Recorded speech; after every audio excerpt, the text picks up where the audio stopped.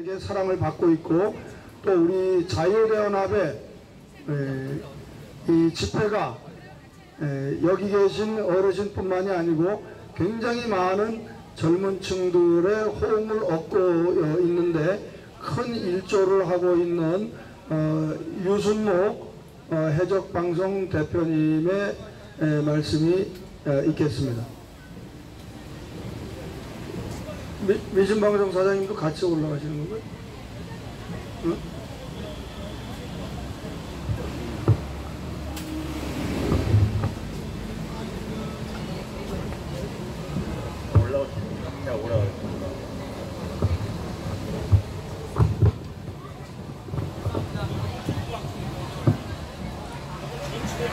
안녕하십니까 여러분, 반갑습니다.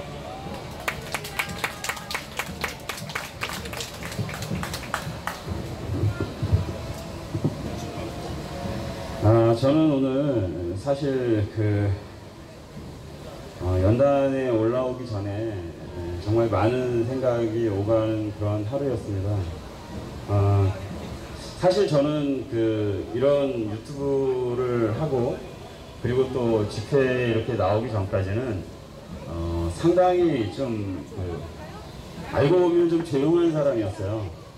아침에 일어나면 멍 때리기 좋아하고 젊은 친구들 말대로 멍 때리기 좋아하고 밖에 풍경 보면서 오늘 하루도 아주 감사한 삶이 되겠구나 이런 생각하면서 생각하는 거 좋아하고 그런 사람이었는데 어느새 아주 말을 많이 하는 사람이 되어버렸고 또 말을 많이 하다 보니까 이게 좀 뭐라 그럴까요? 어떤 직업의식 좀 비슷하게 이렇게 좀 변질되어 가는 듯한 그러한 생각도 듭니다. 그런 것 때문에 약간의 스트레스도 좀 받고 있고요. 근데 이제 제가 오늘 말씀드리고 싶은 것은 이런 거예요. 이 자리에 계신 어르신들 그리고 선후배 동지 여러분들, 우리들의 적이 누구라고 생각하십니까?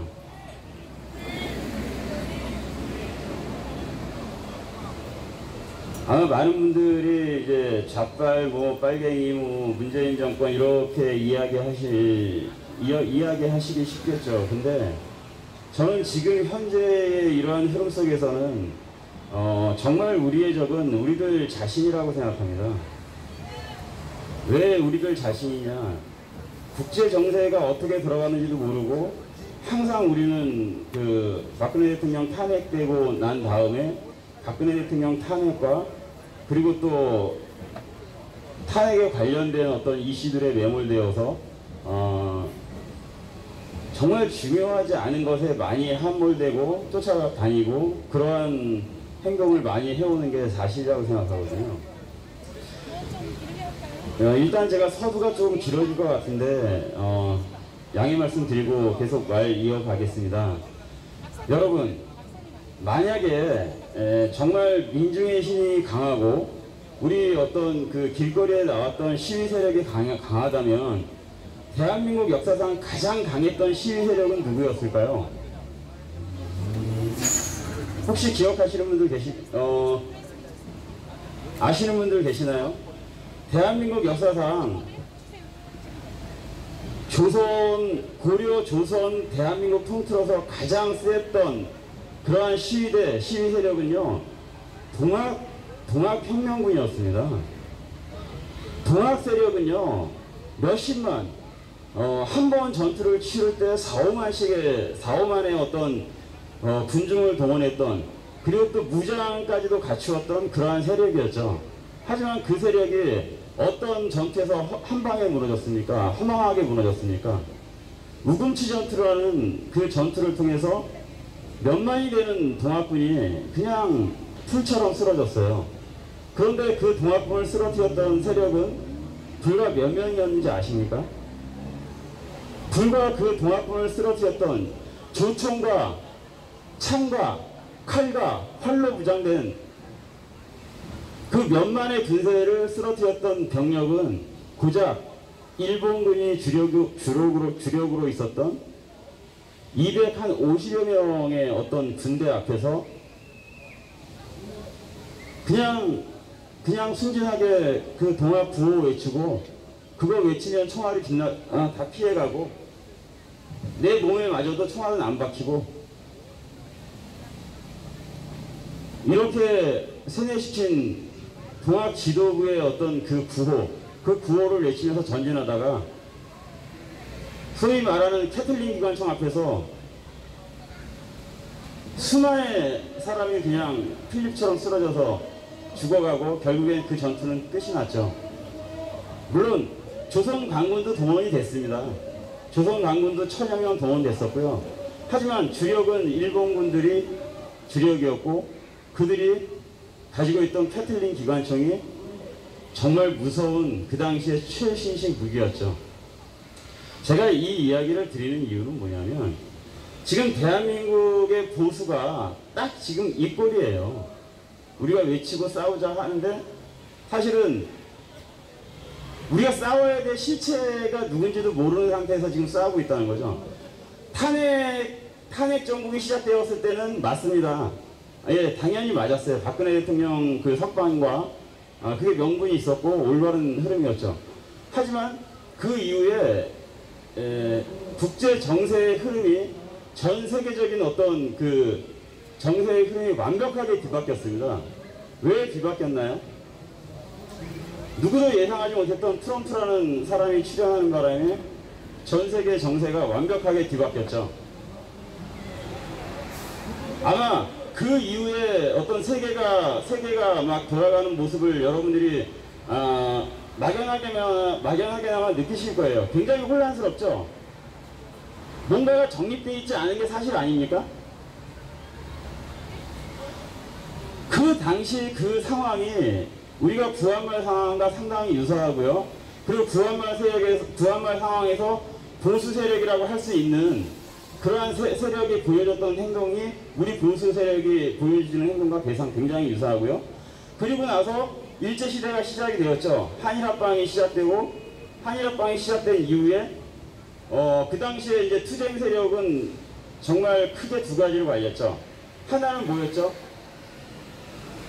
무장 투쟁 세력과 이승만 대통령으로 대표되는 외교로 투쟁하는 그런 세력으로 갈렸던 거죠.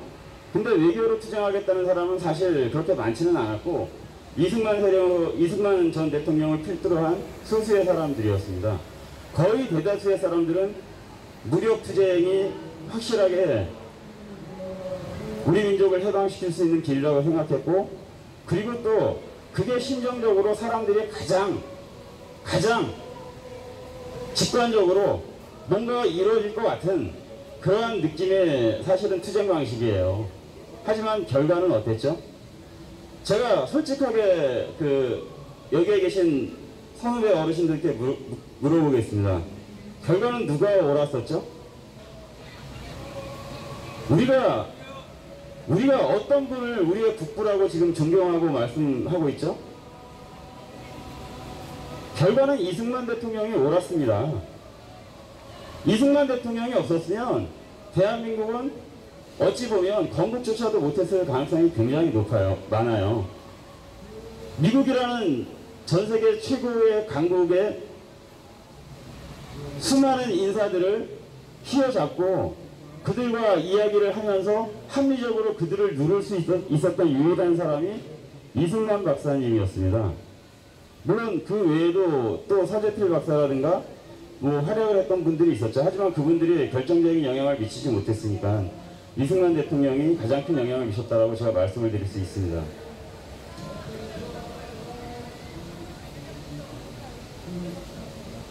제가 이러한 이야기를 드리는 것은 이제 본론으로 들어가겠습니다. 우리가 지금 이 동북아시아 한반도에서 흘러가고 있는 그러한 국제 정세를 정확하게 읽어야 된다는 거예요.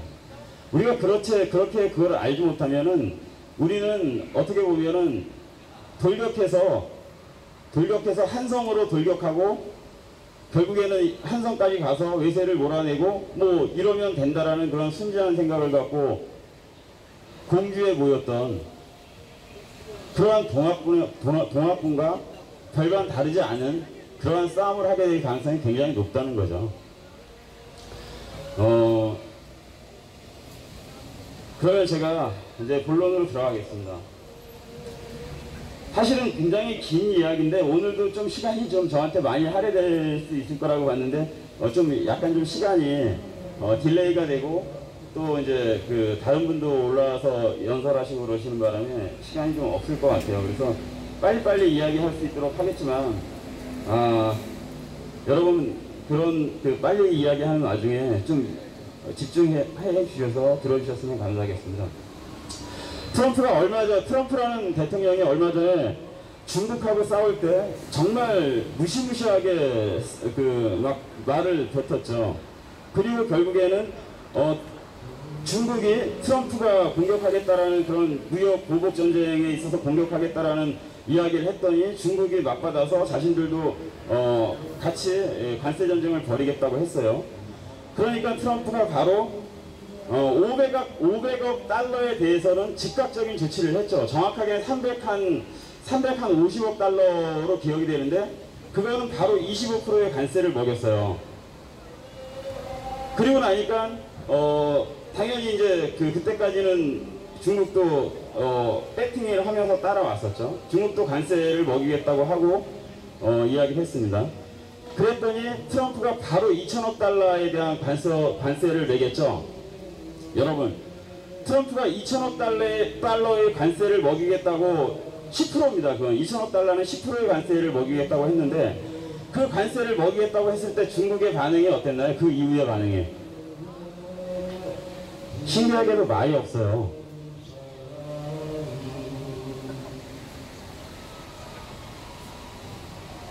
네, 셔런 마우스가 됐습니다. 기껏해서 한다는 이야기가 아프리카 가갖고 아프리카 사람들하고 연맹하겠대요. 근데 아프리카가 뭔 도움을 줍니까? 대한민국의 그 기계화 사단, 수기사나 20 기계화 사단 둘 중에 하나만 아프리카에 딱 떨궈놔도 저희가 보급만 무한대로 해준다면 아프리카 다 정복하고 다닐 수 있어요. 그런 아프리카에 있는 국가들하고 무슨 손을 잡고 무슨 이야기를 하겠다라는 거예요. 다시 말해서 저항할 의지가 꺾여진 거죠. 중국이 트럼프에게 대항할 수 있는 총 가용한 어떤 그 보복관세에 매길 수 있는 총 금액이 얼마인지 아십니까? 1,500달러예요. 1,500달러가 한계입니다. 근데 거기다가 트럼프 대통령은 미국이 중국으로부터 수입하는 금액의 5천억 달러인데 그 중에 절반 가까운 보복관세를 이미 선언을 했고 앞으로 중국이 더 개기면 5천억 달러를 매겨버린다고 했어요. 도저히 감당이 안 되는 거죠. 중국은 미국으로부터 수입하는 금액이 총 금액이 1,500달러밖에 안 된단 말이에요. 게임이 안 되는 거죠. 애초에 게임이 안 되는 거죠. 근데 우리가 오해를 하고 있는 것은 트럼프가 중국에 대해서 무지막지하게 우리 미국 제품은 너네가 관세를 하나도 매기지 마라, 우리 걸 무조건 사, 이러는 게 아니고요. 원래 미국 제품은 중국에 들어갈 때 아까 500억 달러 먼저 이야기했던 그 부분은요, 왜 트럼프가 먼저 500억 달러를 이야기한 거냐면 그 500억 달러에 상당한 제품들은요 중국에 들어갈 때 이미 25%의 관세를 내면서 들어갔던 거예요. 원래. 그런데 똑같은 500억 달러에 상당하는 중국 제품들은 미국으로 들어갈 때 거의 관세가 없거나 그러한 상태였죠. 뭐 나머지도 다 마찬가지고요. 그러니까 중요한 거는 우리가 미국이 잘 산다는 이유 하나만으로 관세를 그렇게 거래하면서 못 산다는 이유 하나만으로 못 사는 나라에 무지막지한 관세를 내면서 지금까지는 미국 제품들은 수출을 했었단 말이에요. 이거를 지금 트럼프는 바로 잡겠다는 거죠. 그러니까 너도 관세 0% 매기려면 0% 매기고, 네가 0% 매기면 나도 0% 매겨. 네가 10% 매기면 나도 10% 매기겠다는 거예요. 잘못된 건가요? 저는 솔직히 잘못된 거 아니라고 생각해요. 여지까지 소위 말하는 요즘 친구들이 말하는 그런 단어가 있어요. 괜히 젠틀한 척하고, 괜히 신사적인 듯한, 괜히 여성들만 보면 가방 들어주고, 이러한 행동을 하는 분들, 아니 들어줄 이유가 있으면 들어주는 건 맞죠. 하지만 그냥 보통 막 그렇게 막 행동하는 사람들을 일컬어서 하는 말이 있어요. 엑스선비 같다 그러죠. 조선시대의 위선적인 선비들을 빗대어서 이야기하는 말이 있어요. 엑스선비 같다. 근데 여지까지 미국이 그 짓 하고 있었던 거죠. 여지까지 굉장히 자신들은 뭐 대단한 존재인 것처럼, 하나님인 것처럼. 그런데 나중에 눈을 떠보니까 현실이 그게 아니었어요. 현실은 서로 동등하게 거래를 해야지만 미국이라는 나라도 계속해서 발전해 나갈 수 있고, 미국이라는 나라도 계속해서 세계 초강대국의 지위를 유지할 수 있다는 것을 깨닫게 된 거죠. 그리고 그걸 완전히 확실하게 각성한 사람이 트럼프였던 거예요. 그리고 트럼프가 나오자마자 트럼프는 그러한 모든 뒤틀렸던 부분들을 바로잡겠다고 한 거죠. 그리고 나서 중국을 공격하기 시작했고요. 중국이 제일 큰 타겟이었습니다. 그리고 그렇게 중국을 흔들어 놓고 난 다음에 트럼프가 어디를 갔죠? 요번에 이후에 날아갔었잖아요. 헬싱키에 가갖고 푸틴도 만나고, 그리고 또 메르켈도 만나고 마크롱도 만나고 했죠. 그때까지만 해도 독일 EU 연합국들은 트럼프를 감싸고 트럼프를 잡아먹을 듯이 막 그런 행동을 했었어요. 아마 신문에서 그러한 장면을 보신 분들이 있을 겁니다. 그런데 트럼프는 거기서 굉장히 천진난만한 아주 말썽꾸러기처럼 그들이 그러든 말든 오히려 능글능글하게 웃는 그러한 장면을 연출했었죠. 그리고 난 다음에 트럼프가 한 말이, 영국 너희들도 브렉시트 하면서 EU와 거리를 둘 것 같이 한다고 하더니 하나도 하는 게 없네. 앞으로 너네 영국도 나하고 교육을 하고 싶으면 행동 똑바로 해라라고 했어요. 그리고 행동 똑바로 하지 않으면 영국하고 거래를 안 하겠다고 트럼프가 이야기했습니다. 여러분, 이런 트럼프의 자신감은 어디에서 나온 걸까요? 이게 미쳐서 나온 걸까요? 트럼프가 또라이라서 나온 걸까요? 지금 미국의 주가는요, 미국이 경제전쟁에서 완전히 승리할 걸 예감하고 하늘 높은 줄 모르고 올라가고 있습니다. 시장이 가장 먼저 아는 거죠. 그리고 미국의 부동산값은, 주요 도시의 부동산값은 다 올라가고 있어요. 여러분, 미국의 실업률이 굉장히 낮아진 건 다 아시죠? 그런데 트럼프의 지지율이 떨어진다고요? 천만의 말씀. 대한민국의 보수 농객이라는 사람들이 그런 말 하는 사람들이 많습니다. 제가 솔직하게 말씀드릴게요. 다 개소리입니다. 앞으로 트럼프 대통령은 미국 역사상 가장 높은 지지율을 찍을 가능성이 제일 높다라고 저는 감히 판단을 하고 있어요. 왜? 이미 모든 전쟁에서 승리를 해 나가고 있거든요.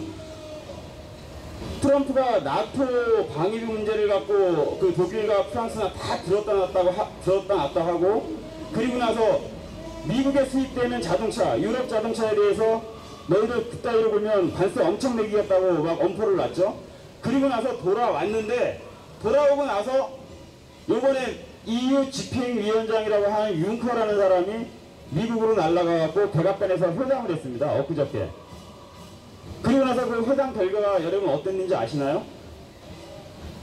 결과적으로 트럼프가 원하는 대로 거의 100% EU가 따라가는 그러한 모양새의 회담 결과를 나오게 했어요. 다시 말해서 미국이 중요하게 생각했던 콩, 미국산 대두, 그리고 미국에서 지금 넘쳐나게 나오고 있는 가스, LNG, 셰일가스, 이런 것 유럽에서 앞으로 무지 많이 확대해서 수입하기로 했고요. 기존에는 트럼프가 특히 독일을 겨워서 공격을 한 게 뭐였죠? 너네들 차는 우리 미국에 다 팔아먹으면서 너네 가스는 어디서 수입해? 이 이중적인 인간들아 라고 이야기를 했었죠. 독일이 그랬어요. 독일이 가스는 러시아로부터 수입하고 차는 미국에 팔아먹었었죠. 그래서 트럼프가 관세 이야기를 한 거고, 자동차 관세 이야기를 한 거고, 가스 이야기를 한 거였죠. 그리고 앞으로 너희들 만약에 정말 앞으로 계속 이런 식으로 나가면 재미없어. 그리고 너희들이 EU에서 생산되는 모든 산업 제품군들 다 관세 매길 거야. 이걸 피하려면은 우리 거를 써줘야 돼, 이러한 위협을 했었는데, 거기에다가 이제 방위비 문제까지 들먹이면서 미국이 얼마나 강한 존재를 각인을 시켜줬죠. 그리고 나서 나온 결과가 융커라는 EU 집행위원장이 백악관에서 트럼프가 원하는 걸 다 들어주는 방향의 그런 회담 결과를 내놓으면서 1라운드가 끝났습니다. 1라운드가 끝났어요. 여기에서 중요한 문제, 오히려 트럼프는 보호무역을 한다고 사람들이 다 욕을 했는데, 트럼프는 오히려 앞으로 무역장벽을 낮추는 방향으로 나가자고 이야기했습니다. 다시 말해서 EU하고 거래를 하는 데 있어서 여지까지는 무역장벽이 이만큼이었으면 앞으로는 오히려 관세라든가 이런 걸 더 없애는 방향으로 하자고 이야기를 했어요. 모든 걸 다 얻어낸 다음에는. 이게 트럼프가 어떤 전세계 경영에 있어서 고립주의를 하는 겁니까? 전 그렇다고 보지 않아요. 오히려 평등하게 거래를 하자라는 그런 걸 내세워서 전세계를 들었다 놨다 위협을 한 다음에는 오히려 더 자유교역으로 갈 가능성이 굉장히 높다는 거죠.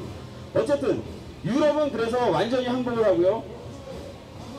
트럼프가 위협을 했던 독일산 자동차에 대한 어떤 관세 위협은요, 없던 게 되어버렸어요.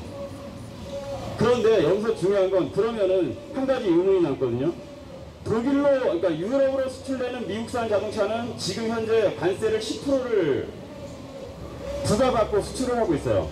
근데 유럽에서 생산되는 자동차는 미국으로 들어갈 때 관세가 2.5%밖에 안 됩니다. 굉장히 불평등하잖아요.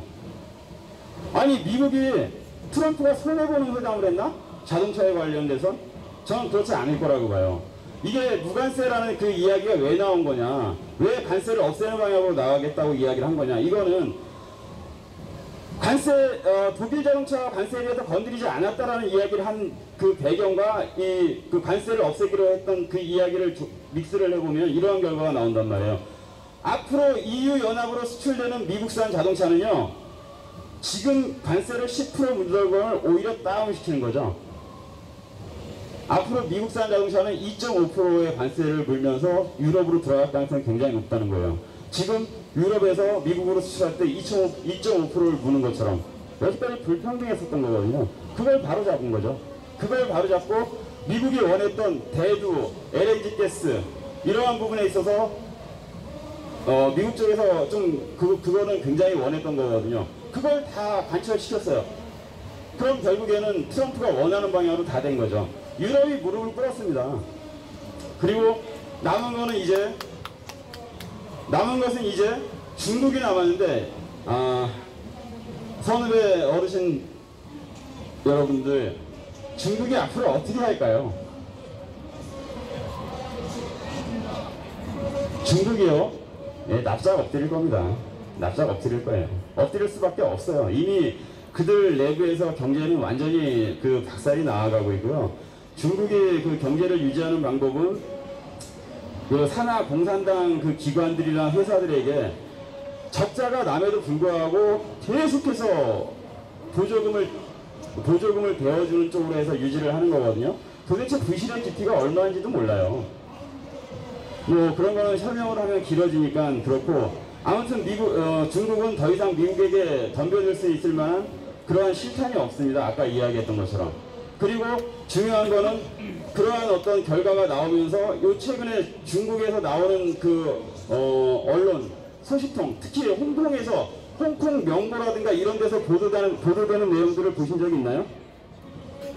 시진핑의 권력이 위협을 받고 있대요. 중국 내에서 무시무시한 괴소문이 돌고, 그걸 차단을 못 시키는 상황에 이르는 거죠. 왜? 중국 내부가 지금 너무나도 경제적으로 고달프고 힘든 상황에 놓이다 보니까 유언비어들이 돌고 시진핑이 위험하다, 실각할 수 있다, 이러한 유언비어까지 돌죠. 얼마 전에는 시진핑 초상화인가? 거기에다가 물감이지 오물 투척한 대학생 구속당했죠? 지금 정신병에 있어요. 정신병원에 수감됐어요. 그 가족들도 다 지금 고통받고 있어요. 지금 그런 식의 어떤 무지막지한 탄압을 하면서 유지를 해나가고 있는데, 중요한 건 이 상황에서 트럼프가 약간의 작업만 조금만 더 한다면 중국은 사실상 자칫 잘못하면 진짜 시진핑이 날아갈 수가 있습니다. 그런데 여러분, 시진핑이 얼마나 큰 부자죠? 뭐 대한민국 재벌잽도 안 돼요. 몇십 조인가? 그냥 수십 조 정도 되는 것 같아요. 그러한 돈들을 가지고 있는 사람들이란 말이에요.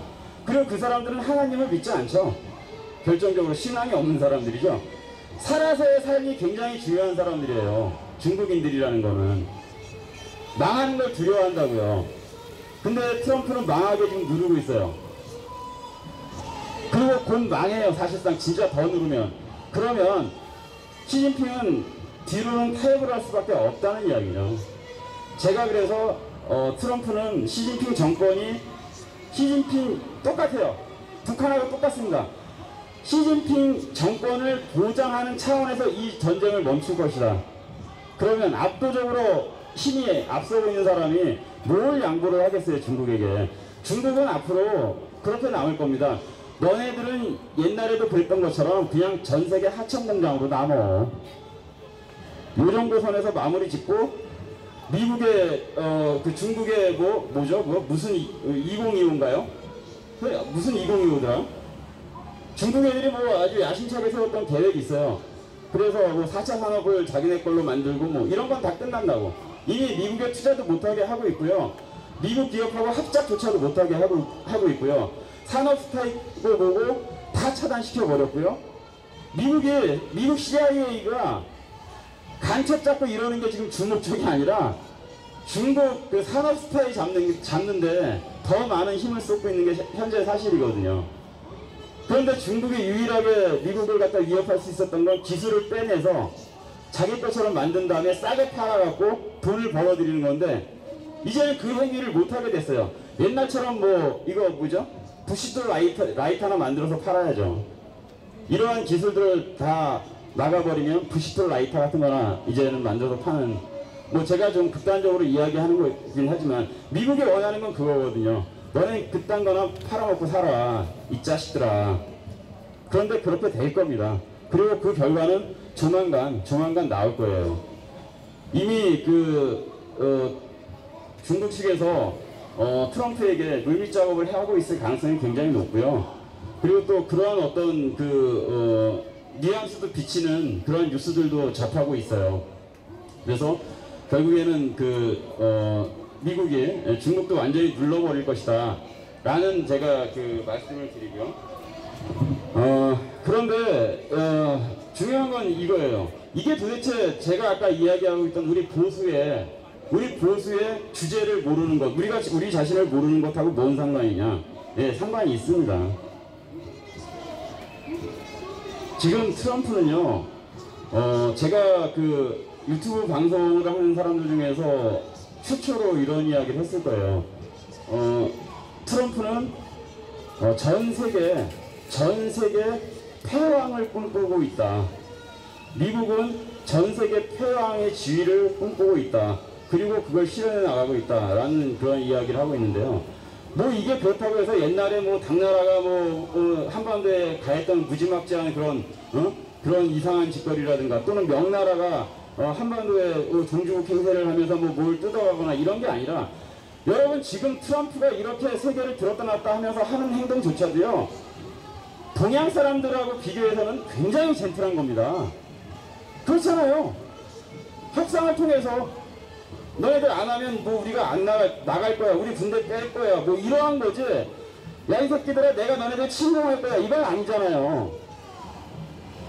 그래서 내가 있는 게 도움이 되면 너네들도 내 말을 좀 들어줘야 되고, 방위비도 더 내야 되고, 물건도 이제는 우리가 오히려 손해를 보면서 관세 문제가 잘못되고 있었는데 그것도 바로 잡고, 굉장히 신사적인 협상이잖아요, 지금도. 하지만 압도적인 힘을 바탕으로 그렇게 우위에 선 협상을 해나가겠다는 거죠. 그리고 그 압도적인 힘은 어디서 나오느냐? 정말 전 세계 국가가 다 합쳐도 비교가 안 되는 군사력에서 나오는 거예요. 본질적인 것은 군사력에서 나오는 겁니다. 그 군사력을 간단하게 제가 말씀을 드리면, 미국 해군만 제가 말씀을 드릴게요. 공군이나 뭐 육군은 뭐 이야기를 아예 안 하더라도 전 세계 해군력의 65%가 미국의 해군력입니다. 전 세계 국가 다 합쳐도 35밖에 안 돼요. 그리고 그 65%의 그 힘은 나머지 35%하고는 비교도 안 되는 막강한 힘입니다. 막강한 힘이에요. 다시 말해서 그 누구도 미국하고 싸우려고 하면 바다에도 나오지 못하고 다 지는 거예요. 바다에도 나오지 못하는 국가가 무슨 전쟁을 벌일 수가 있어요. 그리고 그러면 미국은 그렇게 전쟁 벌이면 어떻게 먹고 사냐? 미국은 먹고 살 수 있어요. 전 세계에서 유일하게 다른 나라하고 교육을 안 해도 자기네 나라 안에서 내수를 돌려서 먹고 살 수 있는 나라가 미국입니다. 이러한 밑바닥에 깔린 이 본질적인 이 어떤 현상, 이거를 정말 가장 잘 알고 협상에 싸우는 사람이 트럼프라는 이야기예요. 나는 아쉬울 거 없어. 야, 너네 아쉬우면 야, 손 끊자. 우리끼리 할 때 대신 전 세계 국가가 엉망진창이 되는 건 난 상관이 없어. 이거죠. 그러면 겁 먹겠습니까? 안 먹겠습니까? 미국 빠져나가면 당장 엉망진창이 돼요. 깡패 새끼들이 판치는 세상이 되는 거죠. 누구? 러시아, 중국, 이란, 이런 애들이 깽판 치면은 그 소위 말해서 그렇게 젠틀하게 소위 엑스선비처럼 지내던 서유럽의 그 유럽 선진국들이 잘 살 수 있겠습니까? 지금도 그 이슬람 난민들 몇 명만 들어왔어도 엉망진창 난리인데. 자, 이제 결론적으로 맺어가겠습니다. 말이 길어져서 맺어가겠는데요. 그러면 이게 진짜 우리하고 무슨 상관이냐, 우리 보수하고. 여러분, 지금 트럼프 정권은요, 문재인 정권을 이용해 먹기가 정말 좋아요.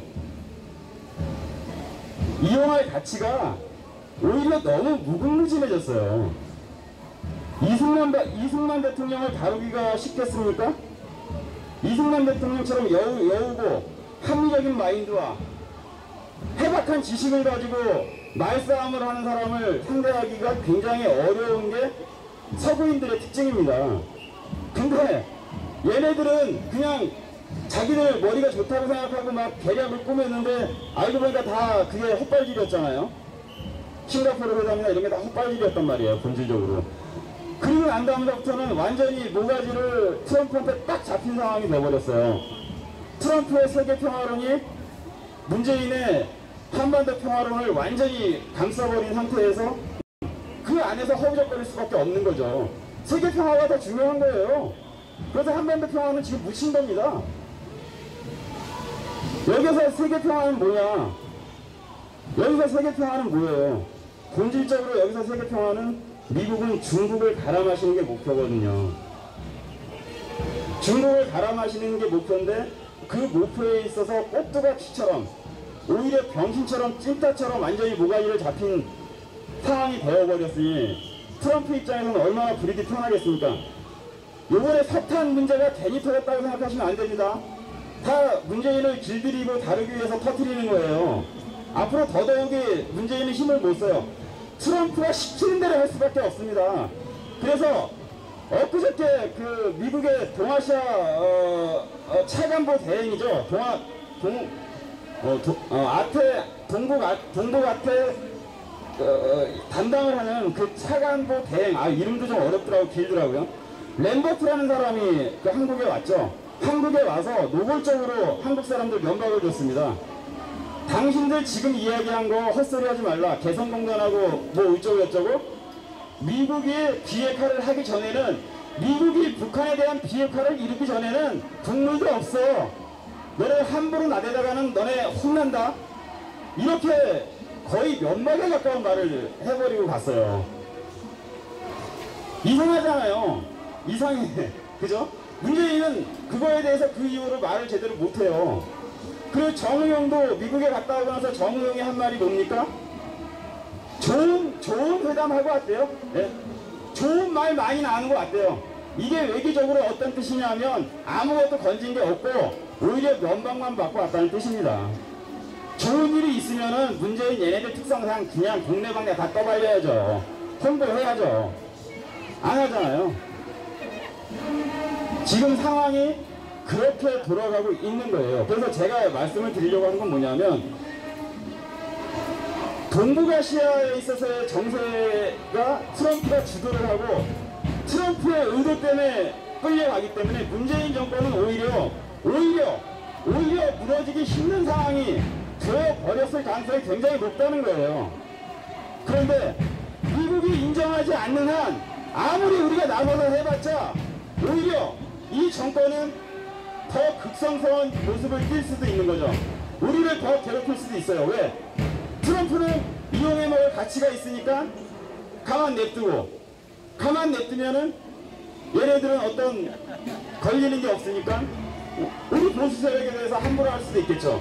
그래서 우리 보수 세력은 이 동북아시아 문제가 정리가 되어갈 때, 다시 말해서 이 동북아시아 문제가 정리가 되어간다는 건 중국이 망할 때, 여러분 중국이 망하면요 나머지 다 무너지는 거예요. 중국이 무릎 꿇으면 북한도 당연히 무너지는 거고, 남한의 이 기생충